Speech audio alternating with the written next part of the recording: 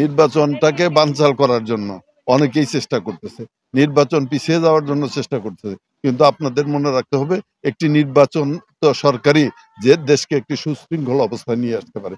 নির্বাচন ছাড়া এই দেশের অবস্থান আজকে খারাপের দিকেই যাবে। কাজেই যারাই চক্রান্ত করুক, ষড়যন্ত্র করুক না কেন, এই বাংলাদেশের মানুষ অত্যন্ত সচেতন।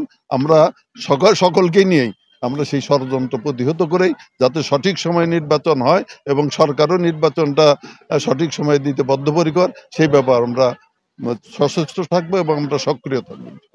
আমরা তো সবসময় এটা আগস্টের আগের থেকেই আমরা সকল প্রকার জুয়া, মাদক, তারপরে চাঁদাবাজি, সন্ত্রাসের বিরুদ্ধে কাজ করে আসতেছি, এখনো করতেছি, ভবিষ্যতেও করব এবং এর বিরুদ্ধে কঠোর অবস্থানে আমরা আছি, জিরো টলারেন্সে আমরা আছি।